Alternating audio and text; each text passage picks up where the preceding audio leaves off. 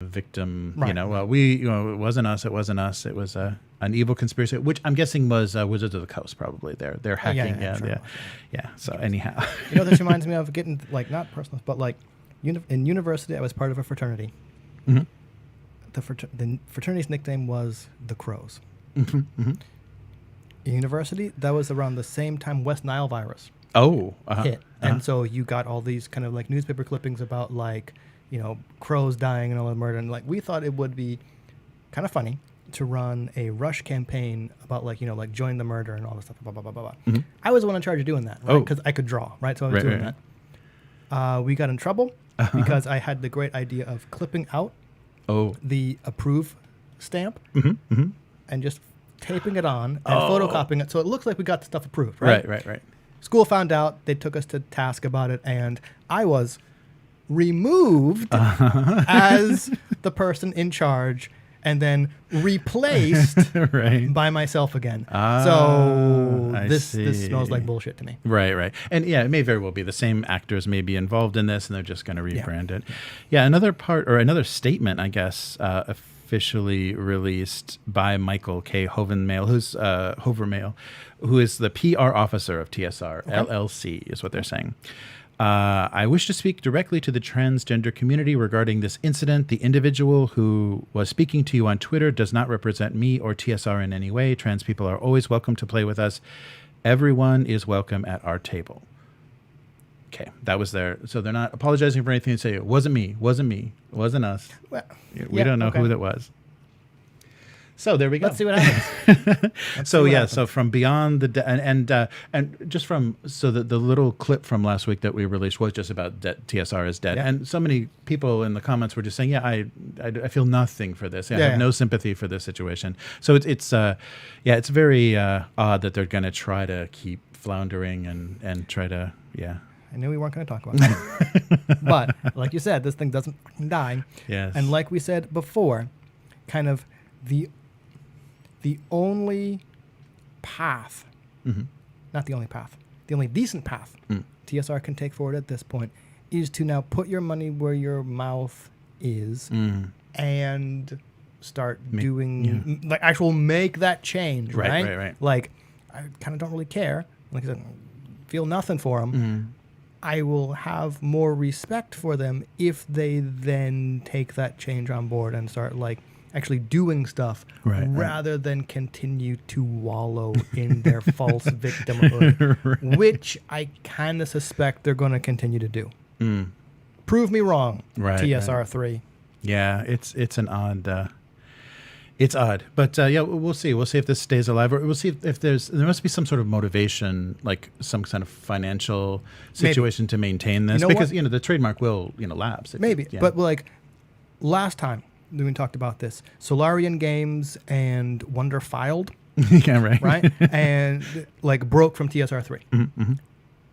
You had said that you'd seen like a couple other like not OSR, but like old school artists or other people going, "Whoa, no, we're done with this." Right. Only thing I can think of, enough people did that where the people behind the TSR3 went, we got no company. No one will work with us. Right. We got to do something to make sure, like damage control. Okay. Possibly pretend to fire this guy or whatever, and at least give the impression that we've changed, because otherwise they'd have nobody. Yeah. The only thing I can think of. Right. And just say, everything we said before was invalid. Please reconsider working with us. I don't know. I don't think that's going to work, but we'll see. I don't think it's going to work either. But let's talk about something. Well, I don't know. I don't know if this is as pleasant. Yeah, different. Let's talk about a different company and a different time. So back before D&D, not before D&D, but before Wizards of the Coast. So Wizards of the Coast took over D&D, 2000? Like they got it in like 97 and started. I thought it was late 90s. Yeah. Like I think they TSR closed in 97 and then they were sold, and so they took over in that situation. But before that, and this is kind of the reason I bring this up, or that it was interesting, is because now Wizards of the Coast is doing the Adventures in the Forgotten Realms Magic gathering. So it's like all kind of like weirdly connected now, how things are going. So back in 1982, Stephen Michael Secchi, I hope I'm pronouncing that right, Secchi, and Stephen Cordovano and Verney Taylor formed a company called Bard Games. And so they produced their own D&D supplements. And by 86, though, there was like disagreements in the company, and it was handed over to Cordovano, who began to work on a new game system and supplements, but then decided, I don't want to do this anymore. And then it reverted back to Seki. Okay. And he took the opportunity to produce a new game that he was interested in called Talislanta. So Talislanta, so that would make it by the late 80s, 87 would be the first edition of that. And so they produced that, and it has kind of a crazy history of being published. So originally Bard Games, and then it was bought, and then they tried. So many companies tried to publish it, some successfully, some unsuccessfully. But by the third edition, a little company in the northwest of America called Wizards of the Coast said, we'll publish your third edition of the game, and that generated the capital that they needed to create their card game, their original card game, Magic the Gathering. So without Talislanta third edition, there would be no Magic. I mean, there would maybe it would have been something else, but that game's success generated the popularity. But in a similar way, so there's a weird similarity here. The reason that Wizards of the Coast was able to buy Bard Games and buy the rights is because Bard Games got into the same situation that TSR did, where they were working with Walden Books. And actually their first and still most successful books that they were publishing were supplements for D&D called based on Atlantis, like the Tales of Atlantis. So their Atlantis series was super popular. They made a huge deal with, they fulfilled a huge order for Walden Books, not understanding that these are bookstores. They will return things that are unsold. So they over-ordered. It didn't sell. They sent them back and basically said, you owe us $20,000. Bard Games said, we don't got that. And so then Wizards of the Coast said, hey, we'll buy you and publish your Talislanta, which then later they did again with TSR. This was kind of they kind of learned that strategy. Oh, are you guys in trouble because you made a business error? Well, let us buy you up. So the same way that they acquired the rights to Dungeons and Dragons, they acquired the rights to Talislanta. Pro tip: don't make a book deal with Walden Books. But those distributions, I mean, those large booksellers, you really have to know what you're dealing with, because it's incredible. And I remember that. I remember in the kind of mid-late 90s, those just piles of D&D books in the mall bookstores and stuff. It's just like, what is all this garbage? And it was just all damaged, and because they didn't even bother shelving it correctly, just big piles of books, stacks of books on the floor and stuff. And they were just so overwhelmed with that stuff. Of course, they were going to be returning it, and of course, TSR had no ability to pay for that. Yeah. So just a little bit about Talislanta. So the third edition was their kind of biggest set of rules, had a 344-page rule book, and the timeline and setting were overhauled, 23 different schools of magic, and from aeromancy to wizardry. So lots of magic, very heavily magic-based. And I got aeromancy, wizardry. And wizardry. Magically manipulating wizards? Yes, exactly. It's the power of... Watch out, this wand shoots wizards. This guy in a pointy hat just flies out here. So over 2 years, Wizards of the Coast published 7 books, and that helped them gear up for magic. Cool. And so that's a funny... So that's kind of sad, the same way that, things just kind of get consumed by Wizards of the Coast. And a funny trivia thing, Wizards of the Coast was one of the magic guilds in the campaign that the founders were playing. So the Wizards of the Coast does actually kind of wondered where that came existed. From. Yeah. It sounds a little surfer too. Could you imagine, like Wizards of the Coast, shaka? That's their sign. But anyhow, the happy ending is Stephen Michael Seki retains all trademark and copyright to Talislanta, the English version of Talislanta, from 2010, and has released it all under the Creative Commons license. Oh, wow. So all of it is available for free up to, I believe the current version is 5th. There's 5 versions of it. So up to everything that was produced 2010 is available for free. So if you're interested in seeing this early system, definitely inspired by early D&D, but with their own, especially because they were very focused on Atlantis and kind of maybe lost worlds and magic, it seems. Yeah, magic. 23 schools of magic. Yeah. But so all of that is available for free if you'd like to hunt that down. It's got some really interesting artwork. I like the style that they chose for the artwork. It's very kind of like the psychedelic kind of like 50s and 60s, anything that had magic in it that was fantasy, it was all colorful and like prismatic rays and everything. Yeah. So those sorts of things. Prismatic spells do they have? I mean, with all that 23 schools of magic. Right. I'm going to look at this. There's a lot of blacklight posters, so I guess you had to fill them with something. The books printed that whatever velvet nonsense the thing was. I'm sure somebody has to have done that. That's a good idea. But yes, a little bit of a happy ending. Cool.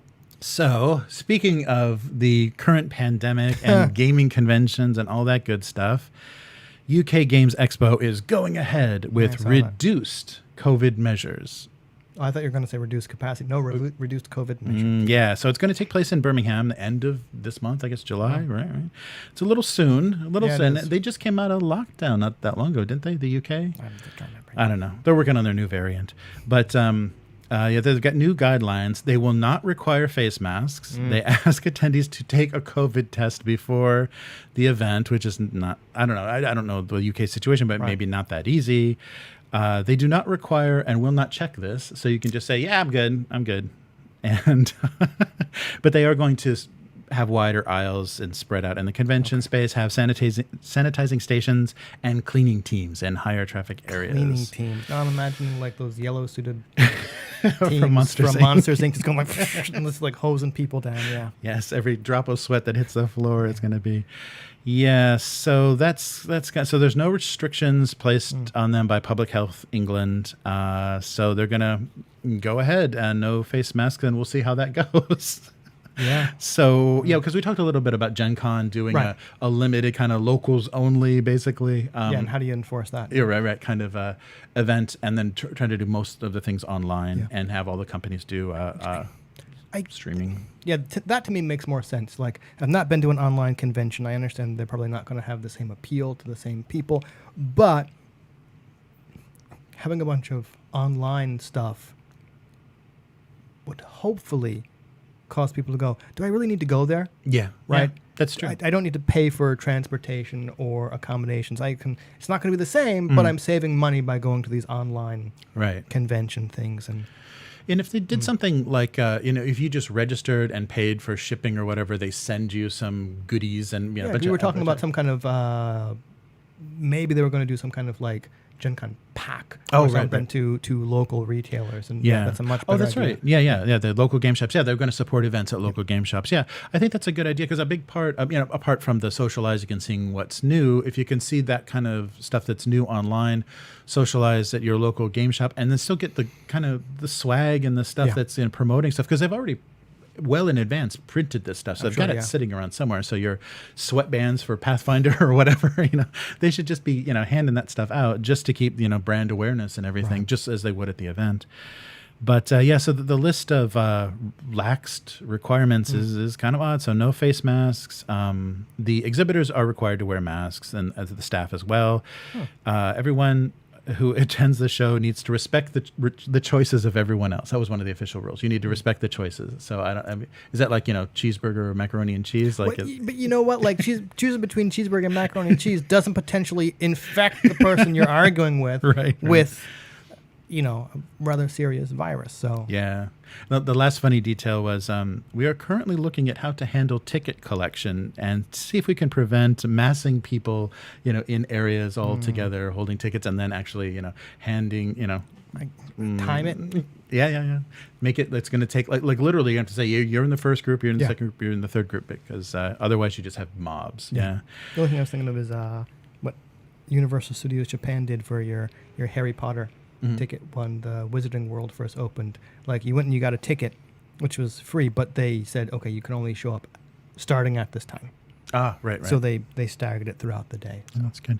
You ever notice that at that Wizarding World, like the kids go there, they get all geared up in their house. They get their wand, they get their scarf or whatever, and then they walk around like gangs, like ready, like come on, come at me. Well, isn't Hufflepuff on the scene? Isn't that what it is? You're right. I guess it's just a Come on, you don't associate with people outside your house. I mean, that's the whole point of it being there, right? Yeah, I just like the thuggy Harry Potter kids walking around Universal Studios.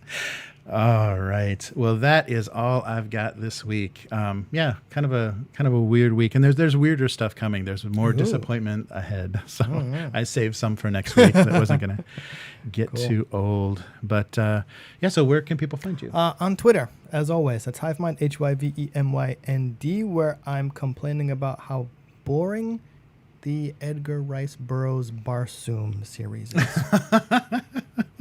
I got it in my head to start reading or listening to the audiobook. Princess of Mars is okay, right? Kind of dated. Gods of Mars, second book. My God. Edgar Rice Burroughs is the Michael Bay of early 1920s, where you just have this huge set piece, and then you just get shoved right along for kind of no rhyme or reason to another big set piece. And it's rough. Nice. And the other thing, I'm going to keep talking about it. You know how in pulp media or pulp stories, there's always like little lucky coincidences or whatever where you're like, oh, whoa, how is the hero going to get out of this one, right? Used sparingly, those work, right? Right. Not at the end of every goddamn chapter. Yeah. Right? Yeah. Like, that's what it is. That beginning or end of it, you're like, what? Yeah, is that because they're published serially? That's what I'm wondering. Yeah. I think, like, it's one thing to have, like, a cliffhanger. And I understand, these were published serially, and so you're going to want to retain the readers for the next month's chapter. Yeah. You don't got to have, like, some completely improbable event happen at the beginning of every one. I don't know, maybe just kind of the time period people liked that, I guess, because they were kind of popular. But yeah, maybe. Yeah, that's the same thing. I've seen that when they've collected, like in Japan, they'll do, if a show isn't popular, like an anime show like in the 70s or 80s wasn't popular, they take like the first 4 episodes and make a movie out of it and then release it theatrically. But the kind of narrative is just like, what Yeah, it doesn't make any sense between episodes. The characters like change their their whole atmosphere. But it's pretty bizarre. Yeah, I also got a box, kind of like, it's called like a game kit from the Game Crafter, I think, because I think I talked before about how they have a contest going about like anything you can fit inside this box. Right. And I was thinking of doing Card Hammer for that. So I ordered like a game kit, and it's the box that, everything is white. So there's no text or nothing on anything, but it's basically one of everything they produce, basically. So you got like one of like 50 different sizes of cards, like one of like all the different kinds of like meeples and tokens and all this stuff. So you can kind of check the quality and see that. And that's cool. That's pretty cool. And you can just kind of look at sizes and stuff. And I was surprised at how quickly that showed up, given kind of international shipping and stuff like that. Was it coming from the UK? It was coming from the US. Really? Oh, that is surprising. Yeah, that showed up fairly quickly. But yeah, I'm going through that, and that's pretty fun. So anyway, cool. Excellent. So after all that, my Twitter feed, where can people find you? Well, sometimes they can find me. I do a single panel gag cartoon that I draw weekly on a live stream. I missed it this week because I had a big cartoon bandage on my head, and I don't think it would have made much sense. I don't think I could have even drawn very well, actually.